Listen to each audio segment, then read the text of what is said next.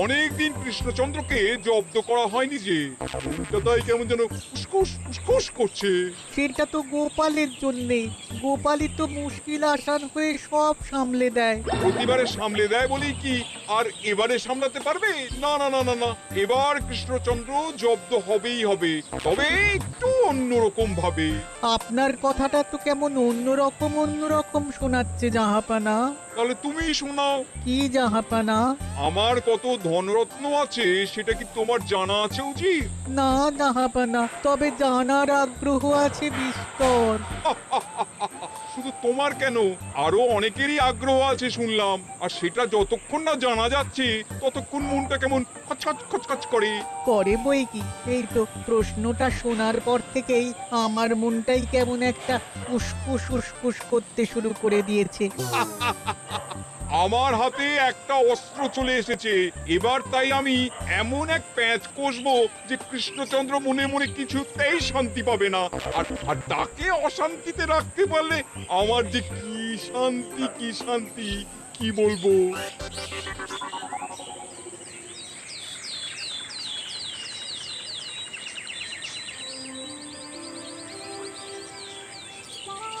কি যে বলি, মানে এমন আমন্ত্রণ পেলে তো আর না বলা যায় না। যে আমন্ত্রণ পত্র পেয়ে আপনি এত উল্লসিত আনন্দিত, সেই আমন্ত্রণ পত্র কার মহারাজ? আমার অনুমান এই পত্র নিশ্চয়ই নবাবের। তোমার অনুমান একেবারে সঠিক রাজ্যতীষী। ওমা, তাই বুঝি আপনি এত খুশি? সব দেখে শুনে আমারও তো খুব আগ্রহ জাগছে। সে তো জাগবেই, তবে আগে ভাগেই বলে না দিয়ে আমি দেখছি কার কেমন সব চিন্তা ভাবনা মাথায় আসে। খবর তো একটা আছেই মহারাজ, তবে কথাতেই আছে না, যত হাসি তত কান্না। তাই ভালোর বদলে খারাপটাই মনে আসছে যে বেশি করে। বোঝো ঠেলা, সবকিছুতেই খালি ঘেঁটে দেওয়া।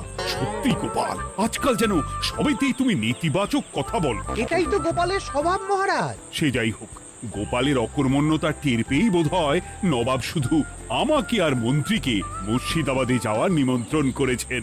বেশ তো, ঘুরে আসুন না তবে, শুভস্য শীঘ্রম।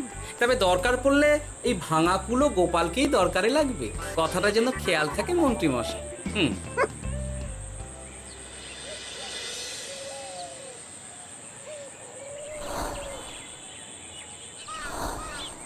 খেয়াল করেছো গিন্নি, আজকাল আমি কেমন কথায় কথায় গোপালকে চুপ করিয়ে দিচ্ছি। কেন গো, কি হলো আবার? হবে আবার কি, নবাব বাহাদুর আমাকে আর মহারাজকে নিমন্ত্রণ করেছেন তার খাস মহলে। ও শুনে যে আমার কি আনন্দ হচ্ছে। ও, তাহলে এই ব্যাপার। আস্তে গিন্নি আস্তে, নবাবের ধন সম্পদ দেখার শখ মহারাজের অনেক দিনের।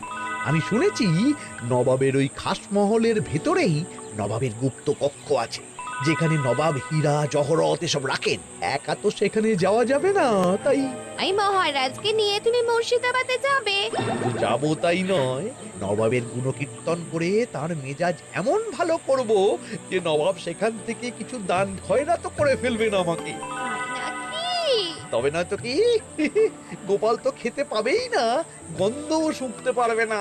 তুমি তো বারবারই চেষ্টা করো গোপালকে সরিয়ে দিয়ে বাজিমাত করতে, কিন্তু শেষ পর্যন্ত চিৎপাত হয়ে যাও। গোপালই তো তখন উদ্ধার করে, সেটা তোমার খেয়াল আছে তো? আমার মাঝে মাঝে সন্দেহ হয় গিন্নি, তুমি তলায় তলায় দল বদল করে গোপালের দলে চলে যাওনি তো?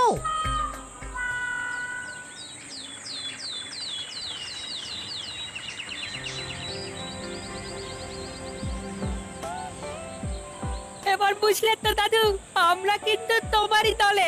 ঝালে ঝোলে অম্বলে সবসময় তোমার সঙ্গে সঙ্গে থাকি। তাই যখনই পাই তখনই তোমাকে সেবা করার সুযোগ হাতছাড়া করতে চাই না, কি বুঝলে? তাই বলে পড়া ছেড়ে তোরা এখন দাদুকে হাওয়া করছিস? তুমি বুঝবে না দিদা, দাদুকে শুতে বসতে হাতে রাখলে লাভ আছে। সে তো বটেই, আর তুমি বা শুয়ে আছো কেন? তোমার কি কাজকর্ম কিছু নেই? পড়ে পাওয়া 14 আনার ছুটি কাজে লাগিয়ে কদিন ভাবছি দিব্যি গায়ে হাওয়া লাগাবো, বুঝলে গিন্নি? আর আমরা এসে সেটাই করে দিচ্ছি। সে তো দেখতেই পাচ্ছি। তা ছুটিটা কি শেষ শুনি? ওদিকে মহারাজ আর মন্ত্রীমশাই নবাবের কাছে গেছেন, তাই এদিকে আমি শুয়ে পড়েছি, এই আর কি। কথাতেই তো আছে, চাষি গেল ঘর, লাঙল তুলে ধর, তাই না গিন্নি? কথায় কথায় দাদু ভালোই দিয়েছে। কোথায় মহারাজ তোমাকে সঙ্গে করে নিয়ে যায়নি বলে তোমার আফসোস হবে তা নয়, উল্টে তুমি শুয়ে শুয়ে হাওয়া খাচ্ছ। আমার মন বলছে শুধু আমি নয়, নবাবও বাজাচ্ছেন ওদিকে। মহারাজ আর মন্ত্রীমশাইকে ঘটা করে কি আর এমনি এমনি ডেকে নিয়ে গেছেন সেখানে? হ্যাঁ?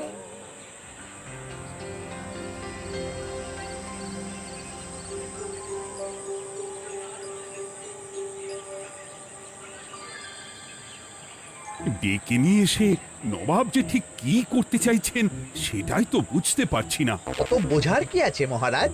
খাবো, শোবো আর গুপ্ত কক্ষে ঢুকে নবাবের সঞ্চয় দেখব, তাহলেই তো হবে। তাই কি আর হবে কে জানে। না না, জানতে তো আমাকে হবে। এখানে এসে তোমাদের কোনো অসুবিধা হচ্ছে কিনা সেটা আমাকে জানতে হবে না? আপনি কিচ্ছু ভাববেন না জাহাপানা, ব্যবস্থা সব করাই আছে।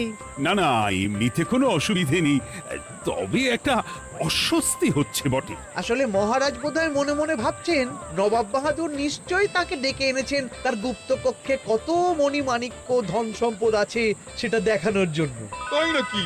মানে এখানকার হিরে সেখানকার চুনি, অমুক দেশের পান্না তমুক দেশের মুক্ত। শুধু কি তাই, আরো কত কি। হ্যাঁ হ্যাঁ, সেগুলো যতক্ষণ না দেখতে পাচ্ছেন ততক্ষণ মহারাজ ঠিক স্বস্তি পাচ্ছেন না। এই যে কৃষ্ণচন্দ্রের যে আমার ধন সম্পদ দেখার প্রবল ইচ্ছে আছে সেটা আমার ভালো মতোই জানা আছে।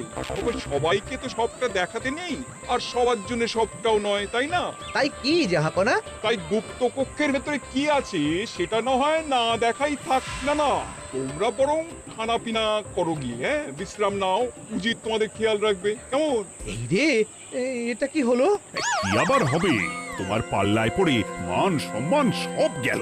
এর থেকে আমার কৃষ্ণনগরই ভালো।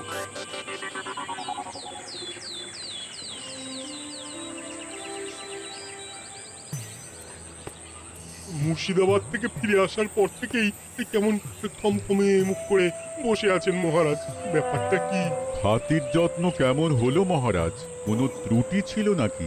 না না, তেমন কিছু নয়, তবে তবে যে উদ্দেশ্যে নবাবের কাছে যাওয়া সেটাই তো সফল হলো না। গুপ্ত কক্ষে ঠিক কি কি ছিল সেটাই তো জানা হলো না, তাই না মহারাজ?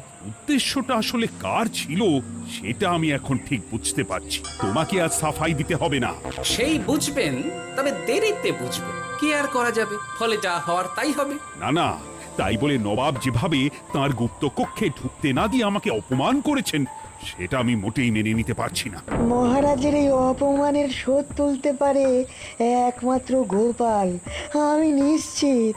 ঠিক বলেছেন, গোপাল যদি দেয় কোনো চাল তাহলেই নবাব হবেন নকল। না না, এর মধ্যে গোপালের ঢোকার কোনো দরকার নেই। এটা মহারাজ আর নবাবের ব্যাপার। তুমি চুপ করো, কে কোথায় ঢুকবে সেটা আমায় দেখতে দাও।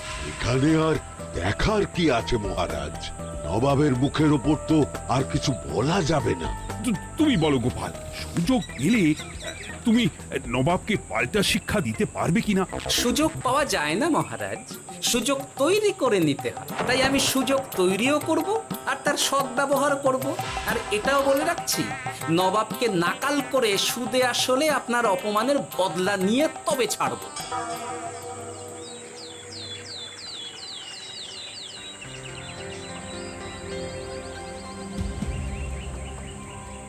কি হলো জাহাপানা, আপনি যেমনটা চেয়েছিলেন তেমনটাই তো হলো।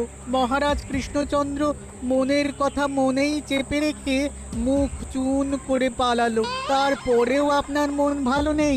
না না হুজির, ঠিক জমলো না। তার উপর আবার এই বেনামি পত্র। সে কি, মহারাজ কৃষ্ণচন্দ্রকে অপমান করে তাড়িয়ে দেওয়ার পরেও জমলো না? হ্যাঁ, আর কোন পত্রের কথা বলছেন জাহাপানা? কে পাঠিয়েছে, কোথা থেকে পাঠিয়েছে কিছুই বুঝতে পারছি না। তবে দু চার কথা যা লেখা আছে এতে, তাতেই তো চোখ কপালে উঠেছে। আমার খাস মহলের ব্যবস্থাপনায় নাকি ত্রুটি আছে, অতিথি আপ্যায়নে বিস্তর গলদ। সেটা আবার 5 কান? এই না, মানে 1 কান হলো কি করে?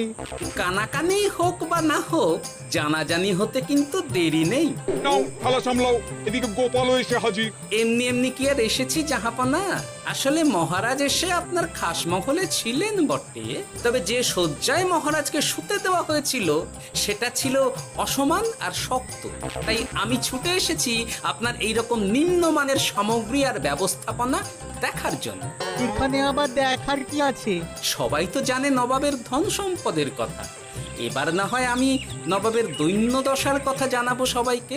এসব কি হচ্ছে কিছুই তো বুঝতে পারছি না। প্রথমে এই পত্র, তারপর গোপালের অভিযোগ এই মাত্র। না না না না, এই রকম হতেই পারে না। কি হতে পারে না জাহাপনা? আমার শয্যায় কোনো গলদ নেই, আর এটা শুধু তুমি চোখেই দেখবে না, একবার শুয়েও দেখবে। আজ রাতটা তুমি আমার খাস মহলেই কাটাবে, আর ওই শয্যাতেই শোবে। হ্যাঁ, এই রকম করবেন না জাহাপানা, গোপালকে বিশ্বাস নেই, কখন যে কি করে ফেলবে তখন দেখবেন মাথা চাপড়াতে হবে। তবে এটাও শুনে রাখো গোপাল, যে গুপ্ত কক্ষ আছে যেখানে হিরে জহরাত প্রসাধনী সামগ্রী ইত্যাদি প্রভৃতি রাখা আছে, তার দরজা কিন্তু কোনো মতেই খুলবে না। সত্যি কথা বলতে কি, সেই গুপ্তকক্ষ দেখার স্বাদ আমারও ছিল বটে, তবে কি আর করা যাবে, নবাব যেমন বলবেন সেটাই মেনে নিতে হবে। তবে মনটা আনচান করবে, এই আর কি। যাক, গোপালের মনের মধ্যেও অস্বস্তি ঢুকিয়ে দেয়া গেছে তাহলে। বাবা, ছুঁচ হয়ে ঢোকার সুযোগ পেয়েছি, এবার ফাল হয়ে বেরোবো।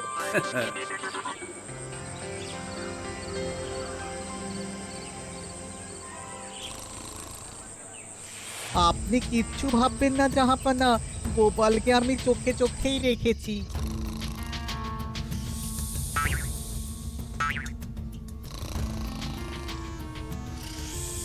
কিন্তু দেখে তো মনে হচ্ছে গোপালের শুতে কোনো অসুবিধা হচ্ছে। তা কি করে হয় জাহাপানা? অবশ্য কায়দা করে গোপালের মনে যে গুপ্ত কক্ষের ভাবটা ঢুকিয়ে দিয়েছেন, হতে পারে তার জন্যই সে আনচান করছে।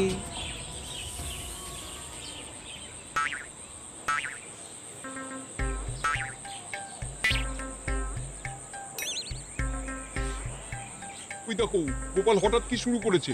তাই তো, কিন্তু কি করতে চাইছেটা কি? কি হলো গোপাল, কিছু বলবে নাকি? এ কি, আমি কোথায়? ও, এটা তো রাসমহলই মনে হচ্ছে। এখানেই তো তুমি ছিলে, কি মুশকিল। আচ্ছা, তোমার অসুবিধাটা ঠিক কোথায় হচ্ছে বলো তো? না না, শুতে তেমন কোনো অসুবিধা বোঝার আগেই তো অন্য অসুবিধে শুরু হয়ে গেল। আসলে সত্যি সত্যি তো আর গুপ্তকক্ষে ঢুকতে পারিনি, তাই স্বপ্নে ঢুকেছিলাম মনে হলো। তারপর সেখানে ঢুকেই দেখতে পেলাম বস্তা বস্তা ধনরত্ন। আমি তো সেই বস্তার ভেতরে হাত ঢুকিয়ে সেগুলোকেই দু হাত দিয়ে তুলছিলাম। এবার তো বুঝতে পেরেছো যে তুমি স্বপ্ন দেখছিলে। এবার ঠিকঠাক ঘুমো তাহলে।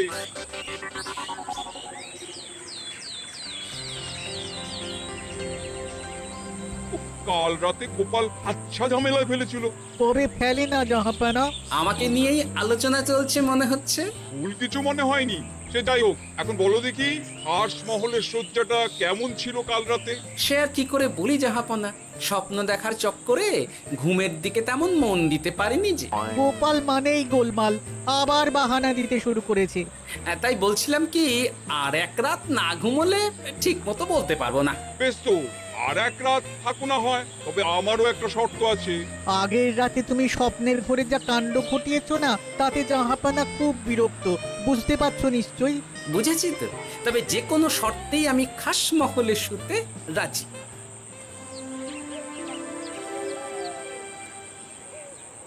আমার এক কথায় রাজি হয়ে গোপাল নবাবের কাছে ছুটে গেল, কিন্তু কই, এখনো তো ফিরে এলো না। এমনও তো হতে পারে মহারাজ যে নবাব গোপালকে আটকে রেখেছেন। হ্যাঁ, কেন? গোপাল তো দাবি করে যে সে তার বুদ্ধির জোরে যে কোনো বাধা বিপত্তি থেকে বেরিয়ে আসতে পারে। এবার তাহলে ফেঁসে গেল কি করে? না না, গোপালের কোনো বিপদ হবে না, দেখবেন গোপাল এবারেও ঠিক বেরিয়ে আসবে। হ্যাঁ, গোপাল আসবে হেসে হেসে, মহারাজ দেখবেন বসে বসে। আমার ধারণা কিন্তু যে কোনো শর্তেই নবাব গোপালকে শায়েস্তা করেই ছাড়বেন। গোপাল যখন নিজে থেকে নবাবকে খোঁচাতে গেছে, তখন আঁচড় তো খেতেই হবে। কি জানি নবাব আবার গোপালকে কিভাবে জব্দ করছেন, কি জানি।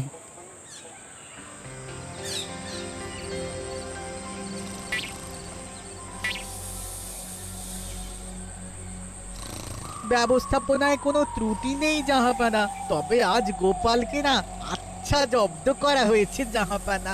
গোপালকে আজ আর বালিশ দেওয়া হয়নি।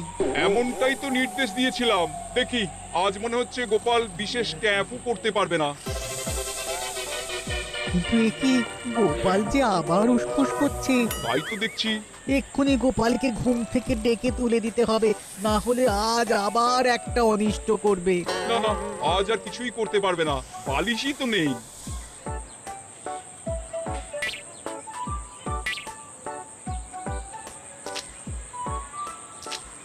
এ কি, গোপাল তো আবার শুরু করে দিয়েছে। ধরো ধরো ধরো, এক্ষুনি ধরো ওকে। আরে ওঠো ওঠো, জেগে ওঠো গোপাল। আরে হচ্ছেটা কি? আজ আবার তোমার কি হলো? এ হে, আজ আবার একটা গন্ডগোল করেছি মনে হচ্ছে। গন্ডগোল বলে গন্ডগোল, জল ছড়িয়ে কি অবস্থা করেছো দেখো। আমার কোনো দোষ নেই, কিন্তু সেই আবার গুপ্তকক্ষের স্বপ্ন এলো আর গোলমাল হয়ে গেল। আজ আবার কেমন স্বপ্ন এলো? গুপ্তকক্ষের যেদিকে আরব আর পারস্য দেশের আতরের সম্ভার ছিল, স্বপ্নে সেই দিকে ঘুরছিলাম আজ। সেগুলো ছড়িয়ে ছড়িয়ে দেখতে দেখতেই স্বপ্ন ভেঙে গেল। বটে, দাঁড়াও, কাল সকালই তোমার ব্যবস্থা হচ্ছে।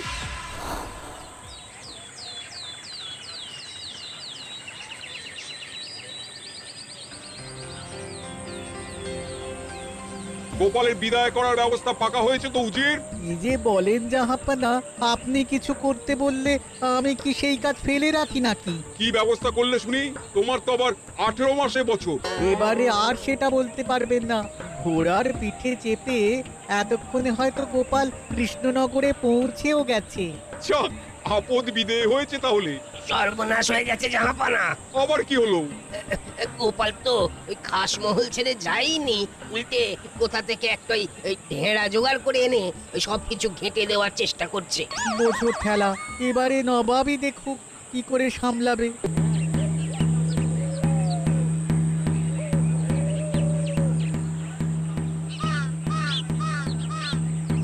শুনুন শুনুন শুনুন। আরে আরে আরে, আরে কি শোনাচ্ছটা কি গোপাল?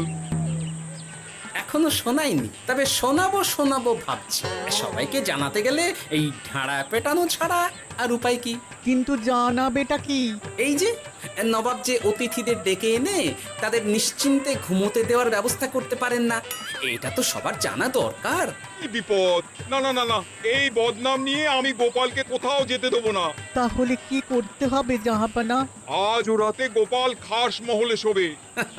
এই তো এবার পড়েছেন গোপালের জালে।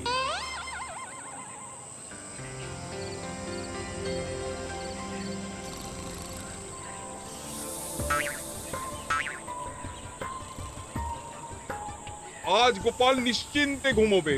স্বপ্ন অস্বস্তি হওয়ার মতন কিছুই হবে না আজ। গোপালকে ভরসা নেই জাহাপানা, কখন যে কি করে ফেলে বলা তো যায় না। না না, আমি নিশ্চিত আজ আর কিছুই হবে না।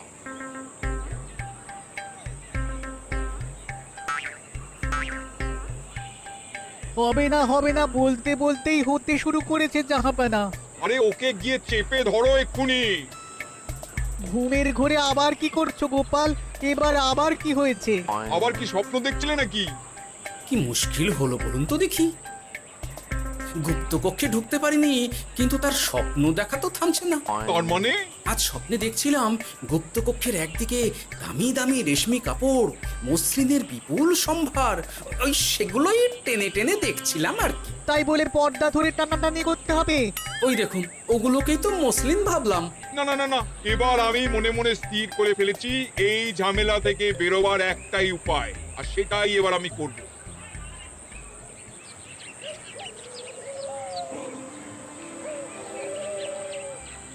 গোপালের ফিরতে কিন্তু এবার সত্যিই দেরি হচ্ছে। দেখুন, হয়তো গোপাল বেশি বাহাদুরি দেখাতে গিয়ে ফেসে গেছে। হেসে নয়, এই যে কেমন হেসে হেসেই এসেছি দেখুন। এই তো গোপাল ফিরে এসেছে। শুধু ফিরেই আসেনি, তার সঙ্গে আরেকটা সুসংবাদও নিয়ে এসেছি। হ্যাঁ, সেটা আবার কি? আমার প্যাঁচে পড়ে নবাব শেষ পর্যন্ত বাধ্য হয়েছেন গুপ্তকক্ষ খুলে দিতে, সঙ্গে কিছু উপঢৌকনও দিয়েছেন। ব্যাপারটা ঠিক কেমন করে কি হলো বলো দেখি। বলছি মহারাজ, নবাব বাহাদুর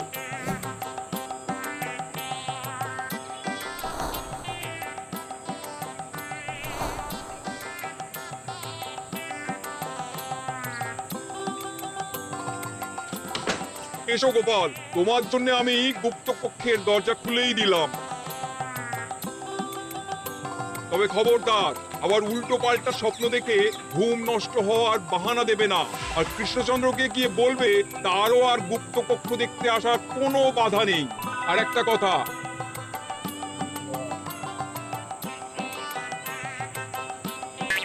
এইসব নিয়ে খুশি থাকো, তবে নবাবের খাস মহলের নিন্দে করে আবার ঢেঁড়া পিটিও না যেন। এমনিতেই সেই অভিযোগপত্র নিয়ে নবাব বাহাদুর চিন্তিত। সেই চিন্তা ঝেড়ে ফেলুন জাহাপনা, কারণ ওটা আমারই দুষ্ট বুদ্ধির ফল। অবস্থা বুঝে ওই ব্যবস্থা আমিই নিয়েছিলাম। হ্যাঁ, আগে হ্যাঁ। সাবাস গোপাল, তুমি তাহলে শেষমেশ যে কোনো উপায়ে নবাবকে মাথা নোয়াতে বাধ্য করলে। আপনাকে কেউ অসম্মান করলে আমি যে নিজেকে সামলে রাখতে পারি না মহারাজ। সত্যি গোপাল, তোমার তুলনা হয় না।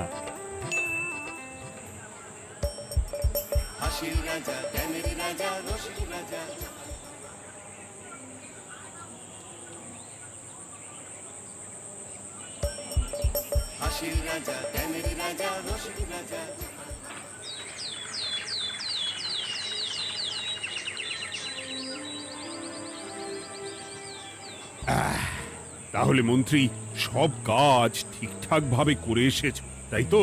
আগে মহারাজ, আমি কোন কাজটা ঠিকঠাক করে করি না আপনি বলুন। আমি শুধু আপনাকে ওই কোষাগার থেকে মোহর সরানোর কাজটাই খুব ভালোভাবে করতে দেখেছি মন্ত্রী মশাই। আর বাকি সব কাজে তো আপনি লবডঙ্কা। গোপাল, মুখ সামলে কথা বলো, হ্যাঁ? বেশি বাড়াবাড়ি করো না। কি বলতে চাইছেন মন্ত্রী মশাই? বাড়াবাড়ি করলে মারামারি হয়ে যাবে। আচ্ছা, হয়েছে হয়েছে, অনেক হয়েছে, সকলে এইবারে থামো।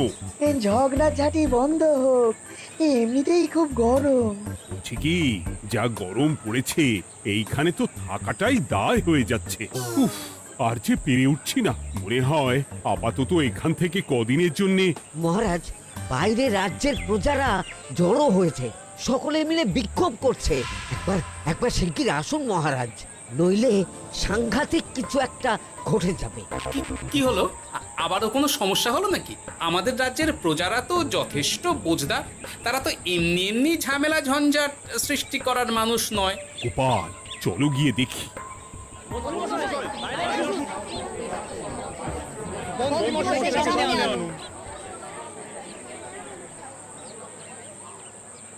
কি ব্যাপার, তোমাদের কি সমস্যা হয়েছে? এইভাবে বিক্ষোভ করছো কেন? মহারাজ, মন্ত্রী মশাইকে সামনে আনুন, তারপর বলছি কি হয়েছে না হয়েছে। সেরেছি। আরে, আমাকে ডাকছে কেন? আচ্ছা, বলছি তোমরা একটু শান্ত হও। আমি বুঝতে পারছি তোমরা কিছু একটা কারণে খুবই অসন্তুষ্ট হয়েছো, তাই সেই জন্য বলছি আগে শান্ত হও, তারপর বলো মন্ত্রী মশাইকে কেন খুঁজছো, উনি কি করেছেন। গোপাল দাদা, তুমি তো জানোই রাজ্যে যা গরম পড়েছে, তার জন্য খাল বিল পুকুর নদী নালা একেবারে শুকিয়ে গেছে, চারিদিকে জলের হাহাকার। হ্যাঁ হ্যাঁ, সে তো জানি। গত সপ্তাহে এই সমস্যার কথা জানিয়ে মহারাজকে অনুরোধ করে গিয়েছিলাম যে রাজ্যের বাঁধটা যাতে খুলে দেওয়া হয়। কেন? আমি তো তোমাদের কথা রেখেছি। আমি তো দুদিন আগেই মন্ত্রীকে পর্যাপ্ত পরিমাণে মোহর দিয়ে বাঁধ খোলার কাজে পাঠিয়েছিলাম। কেন, উনি কি বাঁধ খোলেননি? সেইটা ওনাকেই জিজ্ঞাসা করুন। গত দুদিনে উনি তো বাঁধ খুলতে আসেনি, উপরন্তু আমরা ওনাকে ডাকতে গেলে উনি আমাদেরকে তাড়িয়ে দিয়েছেন। সে কি, এ তো ভারী অন্যায়। দুদিন ধরে অপেক্ষা করে আর না থাকতে পেরে আজকে আমরা এখানে এসেছি। এই অবস্থায় আমরা কি করব? যদি আমাদেরকে আমাদের রাজ্য সাহায্য না করে তাহলে কোথায় যাব আমরা? ছি ছি ছি, আমি তো ভাবতেই পারছি না। মন্ত্রী, এই মন্ত্রী। মহারাজ, মন্ত্রী মশাইয়ের ব্যাপারটা পরে দেখে নিচ্ছি, আগে এদেরকে শান্ত করেই চলুন। মনে রাখবেন, প্রজারা একবার বিপক্ষে চলে গেলে কিন্তু খুব মুশকিল হয়ে যাবে। শোনো সকলে, তোমরা আজকের দিনটা একটু কষ্ট করো। আমি কথা দিচ্ছি, কাল সকাল হলেই বাঁধ খোলার ব্যবস্থা করব, ঠিক আছে? ঠিক কথা বলেছো তো গোপাল দাদা। দাদা বলে যখন ডাকো, তখন দেখো এই দাদা তার ভাইদের কিছুতেই নিরাশ করবে না। শুধু আজকের দিনটা একটু চেয়ে নিচ্ছি, ব্যাস। ঠিক আছে, আজকে আমরা চলে যাচ্ছি, কিন্তু কালকে কিছু না হলেই। কোনো কিন্তুরই জায়গায় নেই পুঁটির বাবা, আর তোমরা রাগ করো না। চিন্তা করো না, সকাল হলেই সাঙ্গ পাঙ্গ নিয়ে আমি বাঁধ খোলার কাজে নেমে যাব।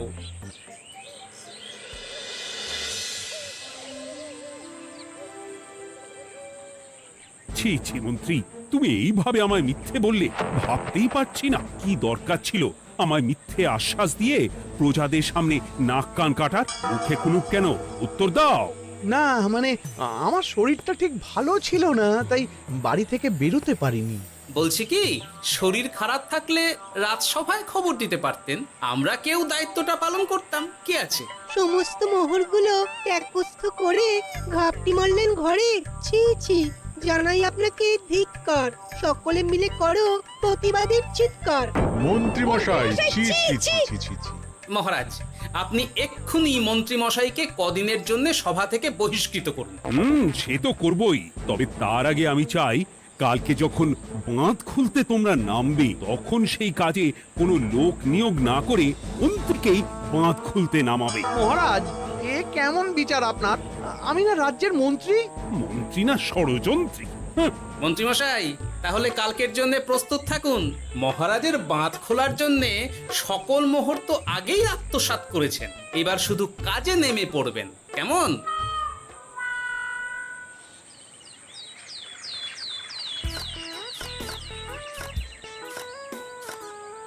ওহ গোপাল, এইবারে ছেড়ে দাও, আর পাচ্ছি না।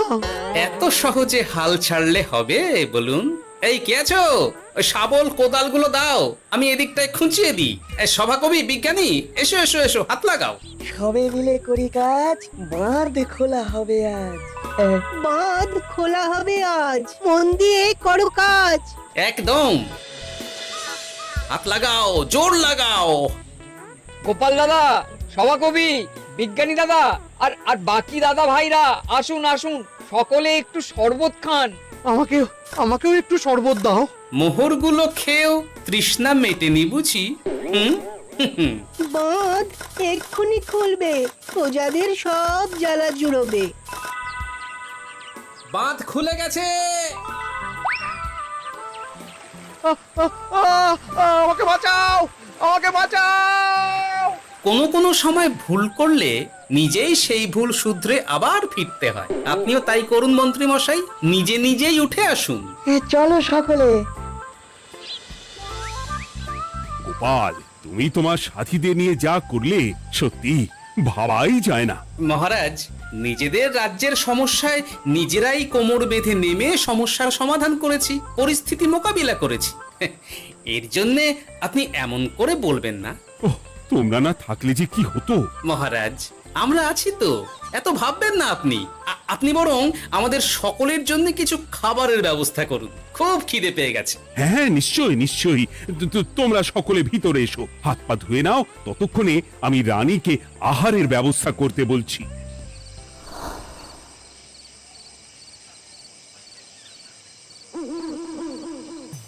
ওমা গো, ওমা বাঁচাও। কি শরীর খারাপ, তাই না লাগছে গো। একে গিন্নি, বাবারে, কি হয়েছেটা কি? ও, তুমি এইভাবে এখানে শুয়ে কাতরাচ্ছ কেন? বলি তুমি এসেছো? হ্যাঁ, এই তো আমি চলে এসেছি। কি হয়েছে গিন্নি? তোমার কোথায় কষ্ট হচ্ছে? গরমে হাঁসফাঁস করছি গো। পারছি না, রান্না করতে গিয়ে খুব বাজে অবস্থা হয়ে গেছে গো। এই থেকে এইখানে পড়ে পড়ে গড়াচ্ছি। ঠিক আছে, আজ আর রান্না করতে হবে না গিন্নি, আমি রাজবাড়ি থেকে খেয়ে এসেছি।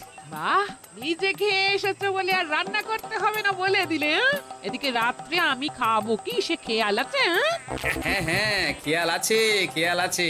যাও, আমার জন্য রান্না চাপাও আর একটু জল দাও। দেখো, এত গরম পড়ে কৃষ্ণনগরের অবস্থা শোচনীয় হয়ে গেছে। বয়স্ক লোকেরা কোনো কাজই করতে পারছে না। সত্যি তো, এই গরমে রান্না করাটা খুবই কঠিন গিন্নি। কি বললে? আমি বয়স্ক লোক? আমার বয়স হয়ে গেছে, তাহলে নিজে কি? এই না না গিন্নি, আমি তোমায় কিছু বলিনি। আমি গোটা কৃষ্ণনগরের সাধারণ বয়স্কাদের উদ্দেশ্যেই কথাটা বললাম। তোমার তো বয়স হয়েছে বলে মনেই হয় না গিন্নি। ও তাই বলো?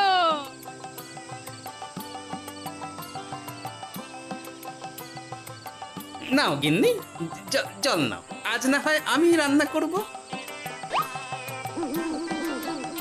হে ভগবান, মুখের একটু লাগাম দাও। এইভাবে যখন তখন সত্যি কথা বলিও না।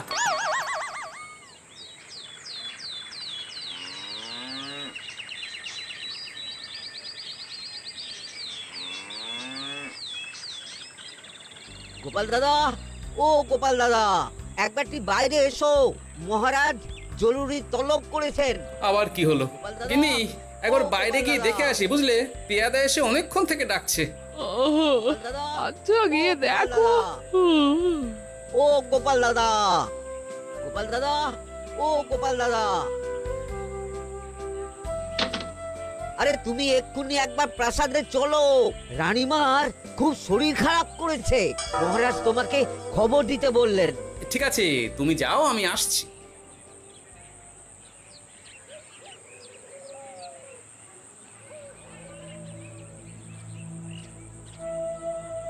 গোপাল, কি হবে বলো তো? রানী তো দুমদাম করে ব্যারামে পড়ে না। মহারাজ, ভয় পাবেন না, আমরা আছি তো। বৈদ্যকে পরীক্ষা করতে দিন, দেখি সে কি বলে। মহারাজ, অতিরিক্ত গরমের জন্য শরীরটা খারাপ হয়েছে। আসলে উনি এই তীব্র দাবদাহ নিতে পারেননি। তবে চিন্তা করবেন না মহারাজ, আমি বাড়ি গিয়ে এক ধরনের বিশেষ পথ্য পাঠিয়ে দিচ্ছি। রানীমা খেলেই সুস্থ হয়ে উঠবেন। মহারাজ, নিজের কানেই তো শুনলেন, রানীমার তেমন গুরুতর কিছু হয়নি, চিন্তা করবেন না। বৈদ্যর ওষুধে উনি সেরে উঠবেন। যাওয়ার আগে একটা কথা বলে যাই, গরমের এই দাবদাহ কিন্তু আরো ভয়ঙ্কর হবে।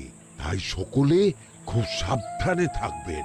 শরীর যাতে ঠান্ডা থাকে এমন হালকা পাতলা খাবার খাবেন। আসি, রাজসভায় দেখা হবে। মহারাজ, বৈদ্যমশাই কিন্তু এটা ঠিক বলেছেন, গরম আরো বাড়বে, তাই দুজনেই খুব সাবধানে থাকবেন, কেমন?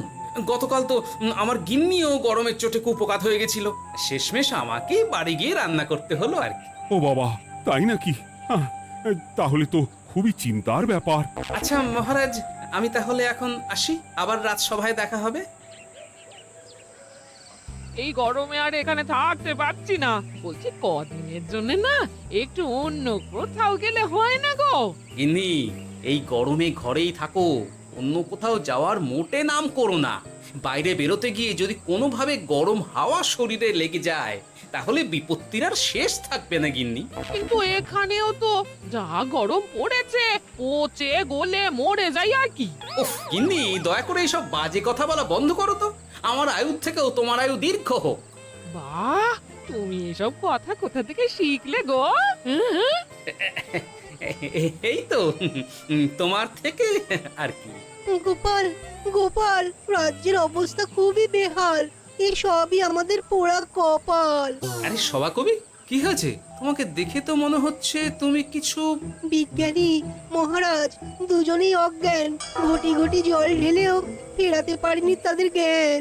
কি বলছো কি? তা তুমি এই ব্যাপারটা জানলে কি করে?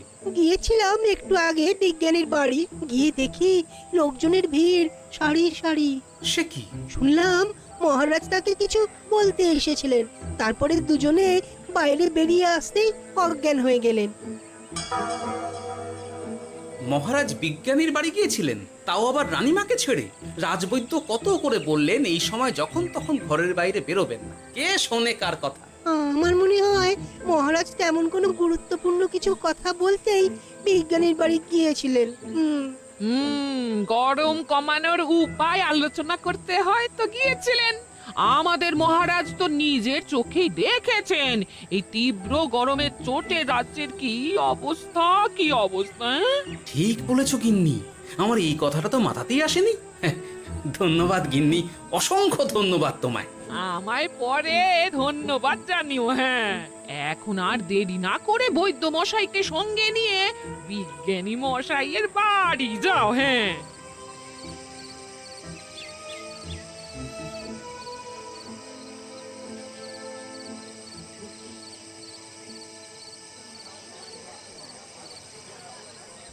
কি বুঝছেন বৈদ্যমশাই? খুব একটা ভালো কিছু বুঝছি না গোপাল। দেখো, সত্যি বলতে ওই কৃষ্ণনগরের অবস্থা খুবই বাজে।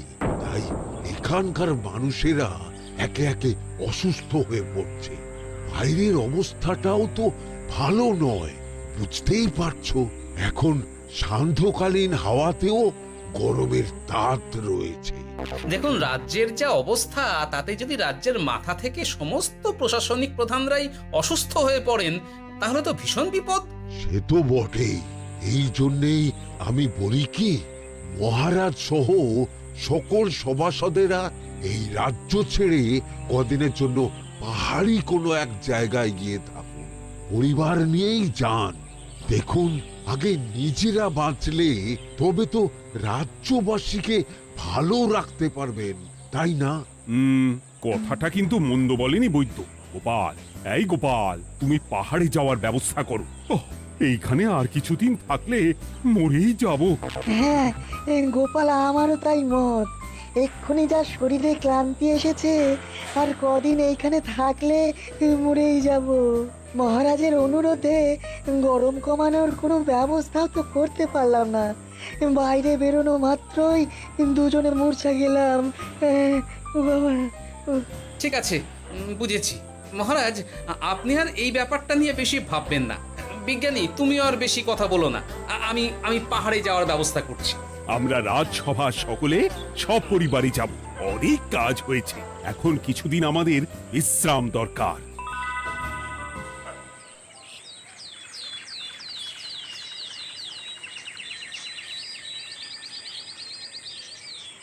কি গোপাল, মন্ত্রীকেও তুমি আমাদের সঙ্গে নিয়ে যাচ্ছ? তুমি কি সব ভুলে গেছো? মহারাজ, আপনি খামোখা উত্তেজিত হবেন না। আপনার শরীরটা কিন্তু ভালো নেই। আর মহারাজ, আপনার রাজ্যে বাস করে আপনার থেকেই শিখেছি বিপদের দিনে পরম শত্রুকেও দূরে ঠেলতে নেই। গোপাল এটা ঠিক কথাই বলেছে। যতই হোক, উনি তো আমাদের মন্ত্রী, তাই এই বিপদের দিনে ওনাকে ফেলে যায় কি করে বলুন তো? সত্যি গোপাল, তোমার তুলনা নেই। ঠক, সবই নাম কেনার চেষ্টা। গোপাল, চলো এইবারে রওনা দিই। বলছি, খাবার দাবার আর জলের কলসিগুলো উঠেছো তো? হ্যাঁ, খাবারের পাত্রগুলো আপনার জিম্মায় থাকবে, আর জলের কলসিগুলো আমি সামলাবো।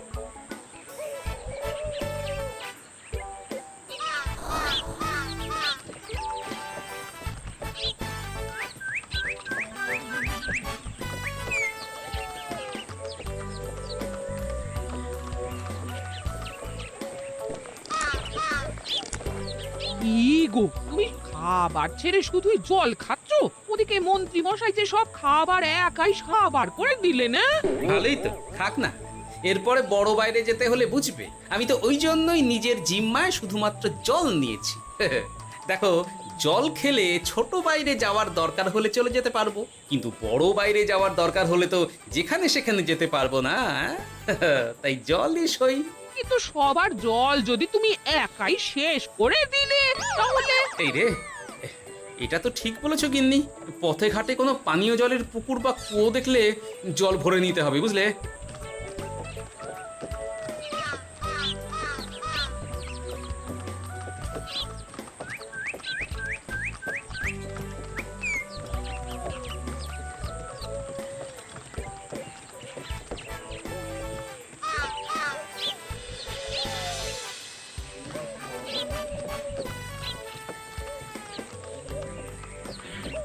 সকলে আসুন, দেখুন দেখুন, মহারাজ আবার মূর্ছা গিয়েছেন।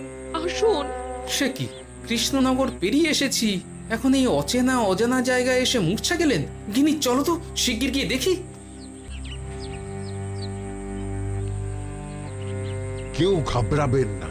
মহারাজের শরীরটা আসলে খুব দুর্বল ছিল তো, তাই মূর্ছা গিয়েছেন।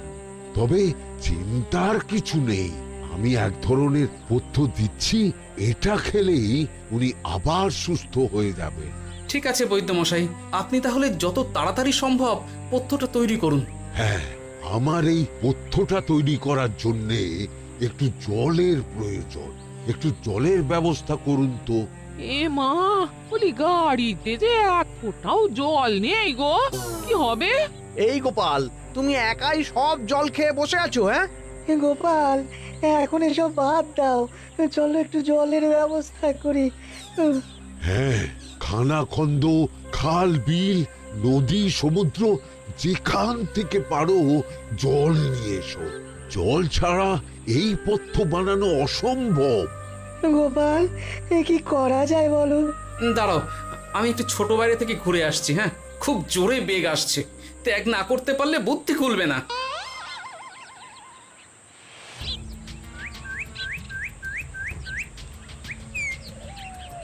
ওদিকে একটা পাত কুয়ো দেখতে পাচ্ছি মনে হচ্ছে।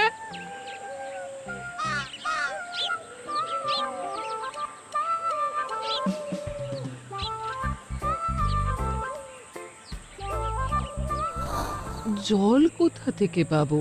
তবে কি জলের অভাবে আজকে মহারাজ সুস্থ হতে পারবেন না? রানীমা, ব্যাকুল হবেন না, আমি আমি আছি তো। আমি থাকতে কিচ্ছু অঘটন ঘটবে না। সকলে শুনুন, বিশেষত মহিলাদের বলছি, আপনারা সকলে নিজেদের কাছে যত শাড়ি আছে সেই প্রত্যেকটা শাড়ি আমাকে দিন। আমি শাড়ি জুড়ে জুড়ে লম্বা রশ্মি বানাবো, তারপর সেই রশ্মিতে বালতি ঝুলিয়ে জল তুলব।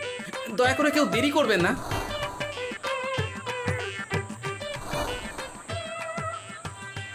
এই নাও আমার 5খানা শাড়ি। হ্যাঁ, এই নাও আমার 10খানা শাড়ি। আমি বাবা আমার লতা পাতা মিনি করা শাড়িগুলো দেব না। যা পারো করো, আমি বড় বাইরেতে যাচ্ছি। ওমা, বিপদের দিনে শাড়ি দেবে না? গায়ে জোরে নিয়ে আসবো। হ্যাঁ,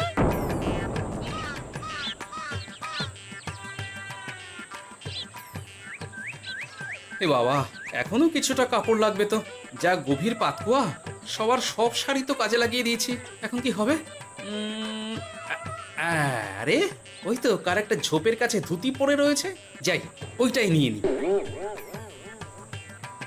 এই গোপাল গোপাল, আরে করো কি, ওটা তো আমার ধুতি।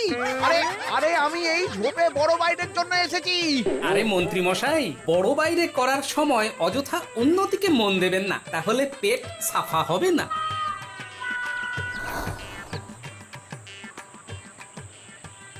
গোপাল, তুমি ছিলে বলে এই যাত্রাতে রক্ষা পেলাম। ভগবান তোমাদের অনেক অনেক মঙ্গল করুক। এই দেখো না, ওরা না আমার লতা পাতা আঁকা শাড়িগুলো নিয়ে নিয়েছে। এই, দূর তোমার শাড়ির লতা পাতা, আমি নিজেই জড়িয়েছি বড় বড় ঘাস পাতা। চুল করছে রে, দূর চাতা। হাসির রাজা, জ্ঞানের রাজা, রসিক রাজা।